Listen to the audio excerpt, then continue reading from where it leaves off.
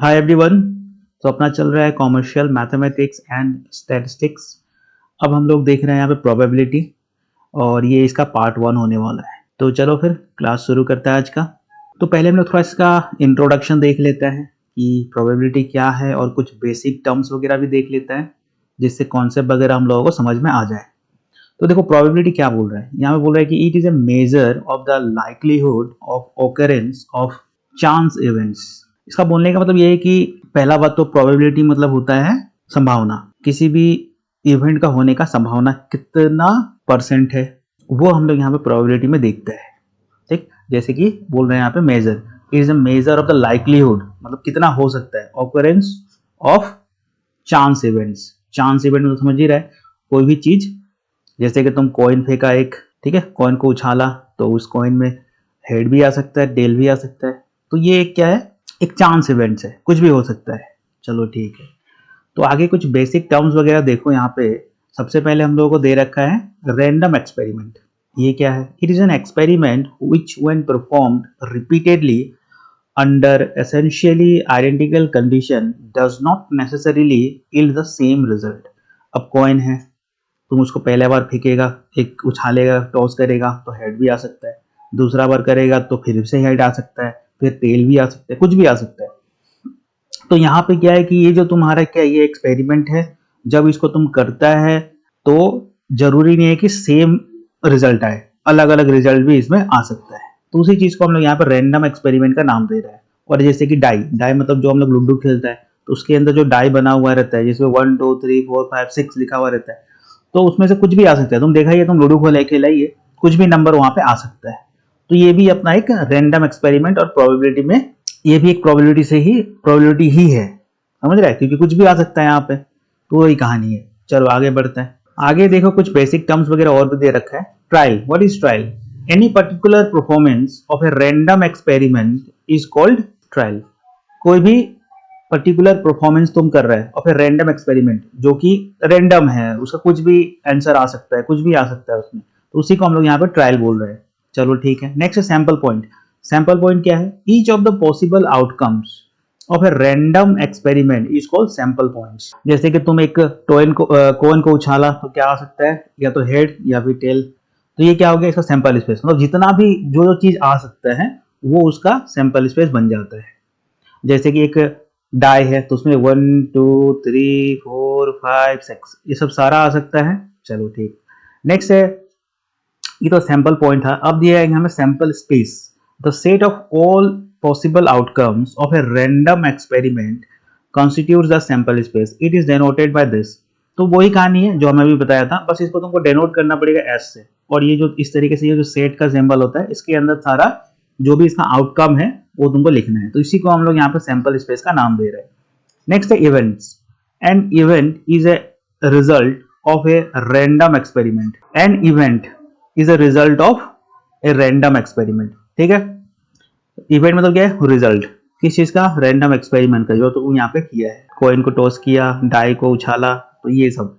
Next है mutually exclusive events. ये क्या है? To or more events are said to be mutually exclusive if the occurrence of one prevents the occurrence of the other। तो वही कहानी, दो या दो से ज्यादा कोई इवेंट है तो उसको हम लोग म्यूचुअली एक्सक्लूसिव बोलते हैं।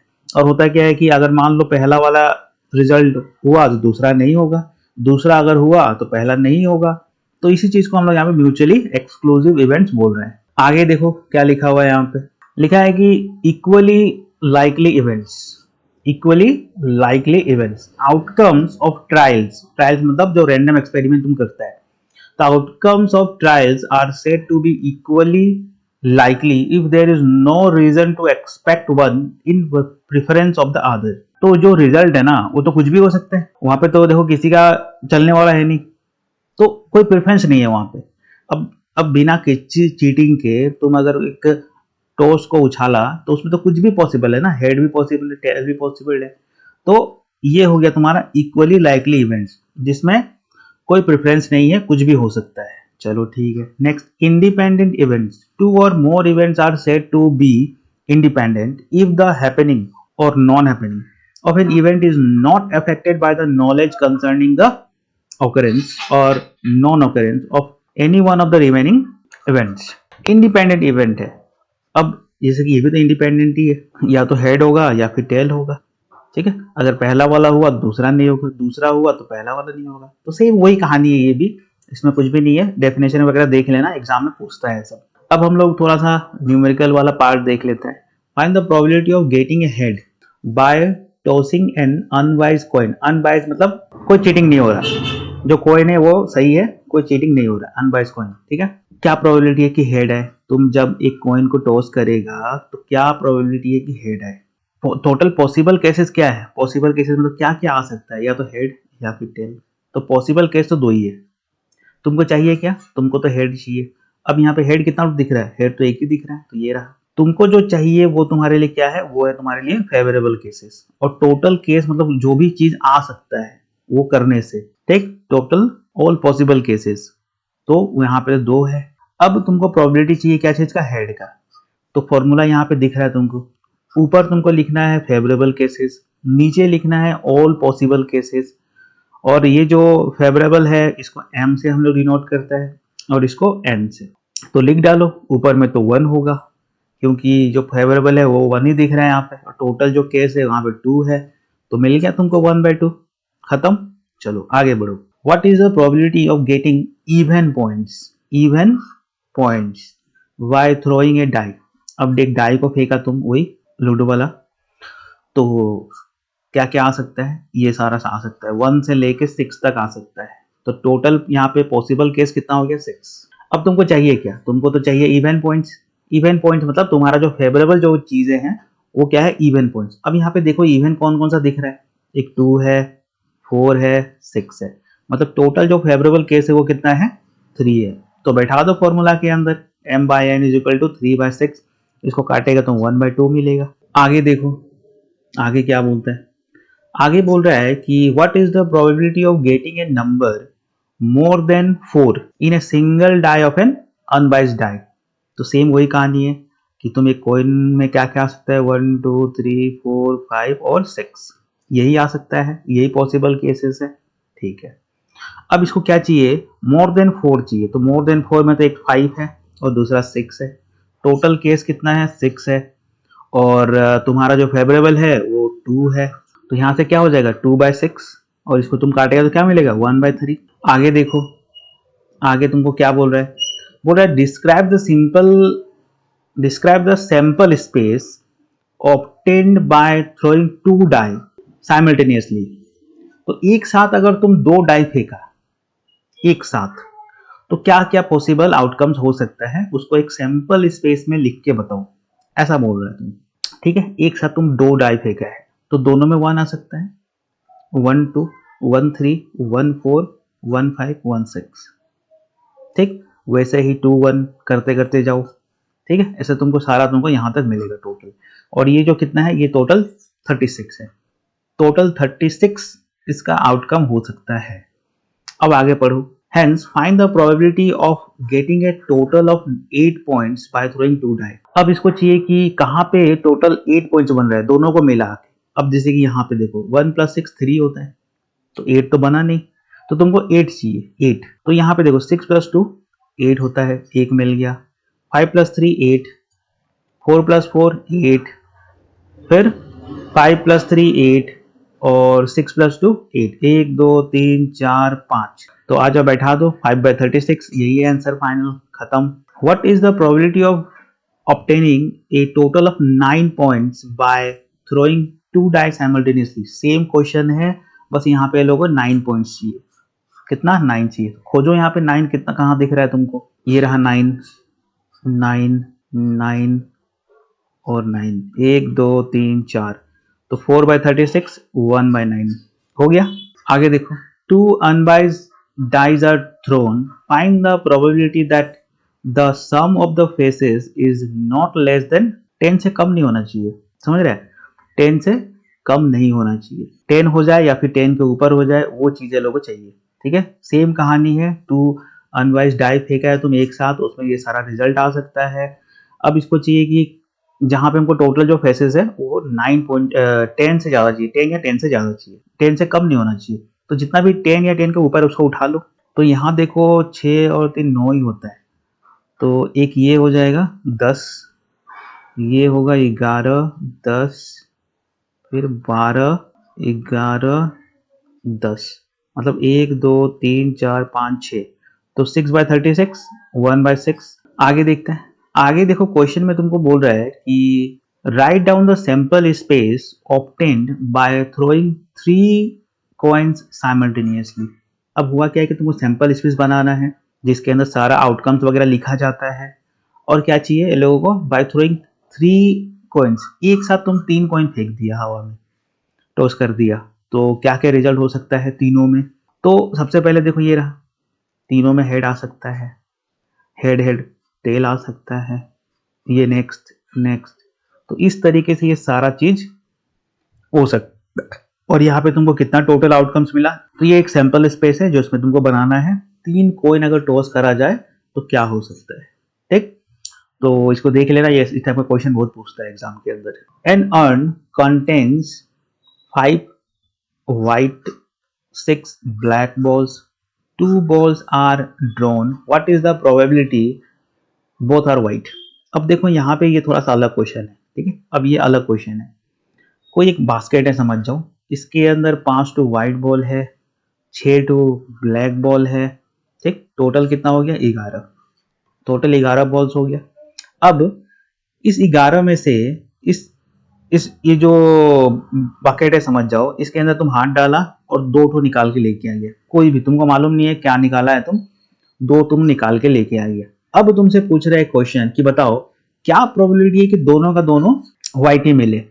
व्हाइट कितना है तुम्हारे पास, व्हाइट है तुम्हारे पास 5, इस बकेट के अंदर 5 व्हाइट बॉल्स है, तो क्या प्रोबेबिलिटी है, क्या संभावना है कि दोनों का दोनों जो तुम निकाला है वो व्हाइट ही हो। अब इसमें हो क्या रहा है, इसमें तुम बॉल्स तो 11 है और इसमें से तुम कितना निकाल रहे हो, 2। तो जब भी तुम एक से ज्यादा, ठीक है, जब भी तुम एक से ज्यादा चीजें निकालेगा, सेलेक्ट करेगा, सिलेक्शन करेगा, तो वहां पे क्या है, वहां पे कॉम्बिनेशन लगेगा, वहां पे क्या लगेगा, कॉम्बिनेशन लगेगा। तो अगर तुम कॉम्बिनेशन वाला चैप्टर देखा है तो कोई दिक्कत नहीं है, लेकिन अगर कॉम्बिनेशन वाला तुम चैप्टर नहीं देखा है तो पहले जाओ कॉम्बिनेशन वाला देख के आओ, क्योंकि उसमें एक फॉर्मूला वगैरह होता है, वो तुम ज़्यादा आसानी से वहां पे समझ जाएगा। तो इस चैप्टर को करने से पहले कॉम्बिनेशन जरूर खत्म कर लेना, जिससे ये आसानी हो जाए, ठीक। तो हम क्या बोला कि अगर तुम 2 या 2 से ज्यादा सिलेक्शन कर रहे हैं 11 में से या जितना भी में से, तो तुमको कॉम्बिनेशन वाला फॉर्मूला यहाँ पे कॉन्सेप्ट लगाना पड़ेगा। आ गया बात समझ में, आ जाओ। तो हो क्या रहा है, तुम तो पहले 11 में से 2 ले रहे, निकाल तो 11 में से 2 ही रहा है ना, तुम यहाँ पे हाथ निकाला और यहाँ पे तो टोटल 11 बॉल्स है और इसके अंदर 2 बॉल तुम निकाल के लेके आ गया। टोटल जो यहाँ पे पॉसिबल केसेस है वो क्या होगा, वो 11C2 होगा। 11C2 क्यों, क्योंकि तुम 11 में से क्या ले रहे हैं, 2 ले रहे हैं। ऑल पॉसिबल केसेस तुम यहाँ लिखेगा नीचे। अब तुमको चाहिए क्या, फेवरेबल क्या है तुम्हारे लिए, अगर इन 5 में से 2 तुम्हारा मिल जाए तो तुम्हारा काम हो जाए, यही तो प्रोबेबिलिटी चाहिए ना तुमको। तो इन 5 में से जब 2 तुम्हारे हाथ में आएगा तभी तुम्हारा काम होगा। तो ये रहा 5C2, 5C2, तो ऊपर लिखा 5C2, नीचे लिखा 11C2। अब कुछ नहीं करना है, इसको सॉल्व करना है। और सॉल्व कैसे करेगा तुमको पता ही है कि NC2 का फॉर्मूला क्या होता है, factorial N bye factorial R bye factorial N minus R। तो इस फॉर्मूला में इसको डालो और इसको सॉल्व कर दो। इसको सॉल्व कैसे करना है वो तुमको कॉम्बिनेशन वाले चैप्टर में पता चलेगा, ठीक। तो इसको सॉल्व कर दो, तुम्हारा काम हो गया। तो आंसर हम लोग यहाँ पे दिख रहा है 2/11, ठीक। तो इसको खुद से सॉल्व करो, तुम्हारा काम हो जाएगा। देखो हमारा काम यहाँ पे क्या है कि क्वेश्चन को समझा देना कि क्वेश्चन चाहता क्या है और इसको कैसे अप्रोच करना है, क्या काम करना है इसके अंदर। बाकी सॉल्व वगैरह तो देखो तुम खुद से ही कर सकते। आगे बोल रहा है कि सेम क्वेश्चन है, 5 टू व्हाइट बॉल है, 6 टू ब्लैक बॉल है, 2 तुम निकाला है। अब ये लोगों को चाहिए क्या, प्रोबेबिलिटी बताओ कि दोनों का दोनों ब्लैक हो जाए। सेम कहानी है, कुछ भी नया नहीं है। टोटल कितना है, तो इसका जो प्रोबेबिलिटी आएगा टोटल जो है वो कितना है, 11 ना। 11 में से 2 निकाला। अब तुमको क्या चाहिए, दोनों का दोनों ब्लैक हो, तो ये रहा 6 टू ब्लैक, इसमें से ही 2 आएगा तभी तुम्हारा काम होगा। तो 6 में से 2 ले लिया, इसको सॉल्व कर दिया, काम हो गया। 3/11, बस यही कहानी है। और कुछ भी नया नहीं है। सेम क्वेश्चन है, 2 बॉल निकाला है। अब क्या चाहिए लोगों को? There is 1 ball of each colour, मतलब 5 व्हाइट है, 6 ब्लैक है, दोनों में से एक एक कलर चाहिए, क्योंकि तुम 2 बॉल निकाल रहे हैं तो दोनों में से एक एक इन लोगों को चाहिए। तो क्या प्रोबेबिलिटी हो सकता है कि दोनों में से एक एक निकल जाए? तो तुमको क्या मालूम है, टोटल 11 बॉल है, उसमें से तुम 2 निकाल रहे हैं। अब दोनों में से एक एक चाहिए, मतलब ये जो व्हाइट है इसमें से एक तुमको मिल जाए तो काम हो जाए। इनटू 6 बॉल है ब्लैक, 6 में से एक मिल जाए तो तुम्हारा काम हो जाए। यही करना है, बैठा दिया, इसको सॉल्व कर दिया, तुमको आंसर मिल गया 6/11। आ गया बात समझ में? तो इसको देख लेना थोड़ा कैसे सॉल्व किया है, और वैसे तुम कर ही लेगा सॉल्व वगैरह। चलो आगे बढ़ता है। आगे बोल रहा है कि a big contains 7 white, 6 red, 5 black balls. 2 balls are drawn at random. What the probability that both will be white?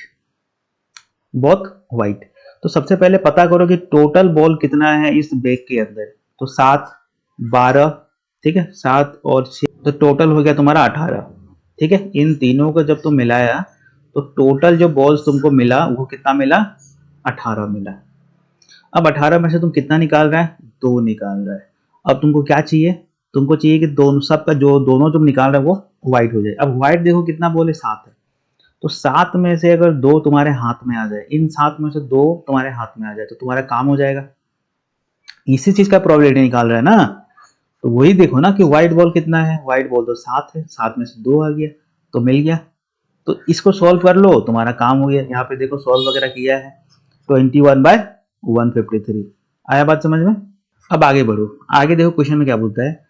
Bag contains white 10 है, रेड है, ब्लैक 4 है और 7 ब्लू बॉल्स है। 5 बॉल्स आर ड्रॉन, 5 बॉल तुम निकाला। What is the probability that 2 of them are red? Red कितना होना चाहिए? 2, एंड 1 इज ब्लैक। तो यहाँ पर टोटल 5 निकाल रहा है तुम, टोटल 5 निकाल रहा है। 5 में से 2 रेड होना चाहिए, ठीक, 1 ब्लैक होना चाहिए, तो 3 ही हुआ ना। और बाकी दो के बारे में बताया ही नहीं। ठीक है, रेड लेकिन 2 होना चाहिए और ब्लैक 1 ही होना चाहिए, बाकी 2 के बारे में बताया नहीं। तो इसको कैसे अप्रोच करना है, आ जाओ। तो टोटल तुम्हारा कितना हो गया? तो टोटल हो गया यहाँ पे मिला जुला के 27। अब इसमें से तुम कितना निकाला? 5। तो अब क्वेश्चन देखो होगा क्या, 27 में से तुम कितना निकाला है? रेड 2 चाहिए, रेड है कितना? रेड यहाँ पे 6 दिख रहा है, तो 6 में से 2 निकाल लिया, ठीक, इनटू ब्लैक कितना चाहिए? 1 है कितना? ब्लैक 4 कर दिया। तो टोटल तुम कितना निकाल चुका है? 2 और 1 3 निकाल चुका है। बचा कितना? और 2 चाहिए। अब इन 2 के बारे में तुमको बताया नहीं कि कौन सा कलर चाहिए, तो बचा कौन सा? रेड का काम तुम कर चुका है, ब्लैक का काम तुम कर चुका है, बचा क्या? एक व्हाइट बचा और ब्लू बचा। व्हाइट है 10, ब्लू है 7, टोटल होता है 17। इन 17 में से 2 अगर मिल जाए तो काम हो जाए। समझा बात? टोटल 27 से 27 में से 5 निकालना है। अब इन 5 में से कौन क्या चाहिए, तुमको सिर्फ यही बताया कि 2 तो रेड चाहिए, तो 2 तुम रेड ले लिया 6 में से। 1 ब्लैक चाहिए तो 1 ब्लैक ले लिया। बाकी 2 के बारे में बताया नहीं है।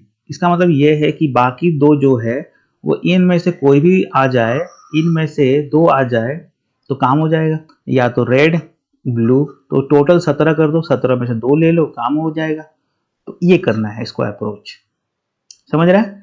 तो ये रहा हम लोगों का सॉल्यूशन।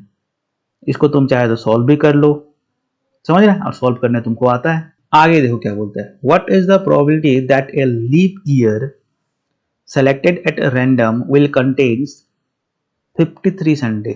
अब लीप ईयर क्या होता है? लीप ईयर जिसके अंदर 366 डेज होता है, और जो नॉन लीप ईयर होता है, नॉन लीप ईयर, उसमें 365 डेज होता है। लेकिन यहाँ पे बात किसका हो रहा है? यहाँ पे बात हो रहा है लीप ईयर जिसके अंदर फरवरी में एक दिन ज्यादा होता है, ठीक है। तो उसके वजह से क्या होता है? 366 डेज होता है लीप ईयर के अंदर। अच्छा, और अच्छा, अब तुम यहाँ पे देखो, लीप ईयर जो है ना वो 366 होता है, और हफ्ता में एक कितना दिन होता है? 7 दिन होता है। तो अगर हम लोग इस 366 को 7 से डिवाइड करें तो क्या मिलेगा? तुमको मिलेगा यहाँ पे 52, और यहाँ पे लास्ट में जो रिमाइंडर बच जाएगा 2। तो इसका बोलने का मतलब ये है कि एक लीप ईयर के अंदर टोटल कितना वीक होता है? 52 वीक होता है। कितना होता है? 52 वीक होता है और 2 अलग से एक्स्ट्रा दिन बच हो जाता है, 2 अलग एक्स्ट्रा दिन बच जाता है। आया बात समझ में? टोटल 366 था, इसको तुम 7 से डिवाइड किया। क्यों 7 से? क्योंकि हफ्ता में, वीक में 7 दिन होता है। तो अगर इसको हम लोग 7 से डिवाइड करें तो हमको टोटल यहाँ पे 52 दिख रहा है और नीचे 2 रिमाइंडर बच रहा है। तो इसका मतलब ये है कि टोटल 52 वीक्स होता है लीप ईयर के अंदर और 2 अलग से दिन बच जाता है। अब क्वेश्चन बोलता है कि क्या प्रोबेबिलिटी है कि ये जो 2 दिन है, अब देखो जो 52 वीक निकला है ना, 52 वीक जो निकला है उसका मतलब क्या है कि 52 इसमें संडे हो, क्योंकि 52 एक वीक के अंदर सारा दिन आ जाता है, मंडे से लेके पूरा संडे तक आ जाता है ना। तो इस साल के अंदर मंडे कितना होगा? मंडे 52 होगा, ट्यूसडे भी 52 होगा, ऐसे कर करके पूरा संडे 52 होगा ना। तो क्वेश्चन बोलता है कि क्या प्रोबेबिलिटी है ये जो 2 एक्स्ट्रा दिन बच गया ना, इसमें भी एक तो संडे निकल जाए, ये जो 2 एक्स्ट्रा दिन निकल गया उसमें भी एक संडे हो जाए, तो संडे टोटल कितना हो जाएगा? पहले तो 52 है ही, क्योंकि 52 वीक है तो 52 संडे भी होगा। तो एक और संडे चाहिए, इसको 53 संडे बनाना है इसको। तो 53 संडे होने के लिए ये जो 2 एक्स्ट्रा दिन बचा है ना, इसके अंदर एक संडे मिल जाए तो काम हो जाए। अब 2 संडे तो हो ही नहीं सकता ना, 2 अलग दिन बच गया तो या तो जैसे कि ये कॉम्बिनेशन में आ जाओ, तो ये जो एक्स्ट्रा दिन बचा है तो उसमें ये कॉम्बिनेशन बना सकता है तुम, मंडे होगा और ट्यूसडे हो सकता है, क्योंकि साथ वाला ही होगा ना, ऐसा तो नहीं होगा कि मंडे हो गया और फ्राइडे हो गया, ऐसा तो नहीं होगा। मंडे होगा या फिर उसका नेक्स्ट ट्यूसडे, तो ये कॉम्बिनेशन हो सकता है। जो 2 दिन अलग से बचा है ना उसमें ये दोनों बन सकता है, मंडे और ट्यूसडे, पहला मंडे हुआ फिर ट्यूसडे हुआ, फिर ऐसा भी हो सकता है ट्यूसडे और वेडनेसडे, फिर ऐसे Wednesday Thursday, Thursday Friday, Friday Saturday, Saturday Sunday, Sunday Monday. अब आगे बढ़ेगा तो क्या मंडे ट्यूसडे तो यही मिल जाएगा, तो फिर रिपीट हो जाएगा। ठीक, तो अब देखो हम लोग ये कॉम्बिनेशन बना लिया, ये जो 2 एक्स्ट्रा दिन के लिए हम लोग सारा कॉम्बिनेशन बना लिया। अब तुमको चाहिए क्या? तुमको तो संडे चाहिए। तो तुम देखो यहाँ पे कितना कॉम्बिनेशन में संडे तुमको दिख रहा है। तो यहाँ पे एक संडे दिख रहा है और एक यहाँ पे, मतलब 2 कॉम्बिनेशन में तुमको संडे दिख रहा है और टोटल कॉम्बिनेशन बना कितना है? 7। तो आ जाओ, टोटल जो यहाँ पे कॉम्बिनेशन है वो है 7 और 7 में से तुम्हारा फेवरेबल कितना है? 2, तो कितना हो जाएगा? 2/7। यही तुम्हारा आंसर है। तो इसका जो प्रोबेबिलिटी है वो है 2/7। आया बात समझ में? अगर नहीं आया तो इस क्वेश्चन को दोबारा देखो, थोड़ा सा टेढ़ा है क्वेश्चन, एक बार दोबारा देखो तुमको पूरा क्लियर हो जाएगा। ठीक है, पूरा शुरुआत से इस क्वेश्चन को देखो, हम लोग जो डिस्कस किया है, तो तुमको ये कहानी समझ में आ जाएगा कि ये बोलना क्या चाहता है और करना क्या है। आया बात समझ में? चलो आगे बढ़ता है। आगे देखो बोलता है यहाँ पे क्वेश्चन कि what is the chance that a non leap year should have 53 Sundays. Non leap year, एक लीप ईयर होता है जिसमें 366 होता है और एक नॉन लीप ईयर होता है जिसमें 365 डेज होता है। शुड हैव 53 संडेज, तो फिर उसी कहानी में आ जाओ। 365 होता है एक नॉन लीप ईयर में और एक हफ्ता में 7 दिन होता है, डिवाइड किया तो 52 वीक मिला। 52 वीक मिला मतलब सारा का सारा जो दिन होता है वो 52 होगा, क्योंकि एक वीक के अंदर सारा दिन आ जाता है। तो इस ऐसा वीक 52 वीक है, तो क्या हो गया? 52 मंडे भी होगा, 52 संडे भी होगा। चलो अब यहाँ पे देखो एक्स्ट्रा कितना दिन मिलेगा लास्ट में, रिमाइंडर एक दिन, मतलब पूरा 52 वीक तो है ही, साथ में एक अलग से दिन भी है यहाँ पे। अब क्वेश्चन बोलता है कि क्या प्रोबेबिलिटी है कि ये जो एक्स्ट्रा दिन है वो संडे बन जाए। अगर ये संडे बन जाएगा तो संडे कितना हो जाएगा? पहले से तो 52 है ही, +1 53 संडे हो जाएगा। तो क्या प्रोबेबिलिटी? तो आ जाओ इधर, ये जो एक्स्ट्रा दिन है वो इनमें से कुछ भी हो सकता है, हमको तो नहीं मालूम कौन सा है क्या है नहीं है, तो कुछ भी हो सकता है, मंडे से लेके संडे तक कुछ भी हो सकता है। तो टोटल यहाँ पर प्रोबेबिलिटी है, जो चांस है, टोटल फेवरेबल, टोटल पॉसिबल जो केस है, जो आउटकम है वो 7 है। तो यहाँ पे 7 लिख दिया। और हमको चाहिए क्या? हमको तो संडे चाहिए, लेकिन यहाँ पे संडे एक ही दिख रहा है, एक ही बार दिख रहा है, तो ये रहा। तो आंसर कितना हो जाएगा? 1/7। इतना ही है और कुछ काम नहीं करना है, यही करना है। चलो ये भी बात समझ में आ गया। अच्छा, तो इस पार्ट के अंदर हम लोग इतना ही रखते हैं, बाकी ये क्वेश्चन वगैरह हम लोग नेक्स्ट पार्ट में डिस्कस करेंगे। अच्छा, एक बात और समझ जाओ, जैसे तुमको पता ही है ये जो चैनल है अपना वो क्लास 11 12 और आसाम बोर्ड टोटली डेडिकेटेड है असम बोर्ड AHSEC के लिए। तो तुम लोग जो भी इस बोर्ड से रिलेटेड है वो लोग सब्सक्राइब कर लेना और अपने दोस्तों में भी सब्सक्राइब करवा देना। और अगर वीडियो अच्छा लगे, समझ में आए तो उसको लाइक भी कर देना और जितना हो सके इसको शेयर करो, जिससे क्या होगा, अपना भी चैनल थोड़ा ग्रो होगा, हमको भी कुछ फायदा होगा। ठीक है, और तुम लोग अपना तो देखो सिलेबस वगैरह तुम लोग पढ़ ही रहे। ठीक है, फिर नेक्स्ट वीडियो में मिलता है। चलो बाय।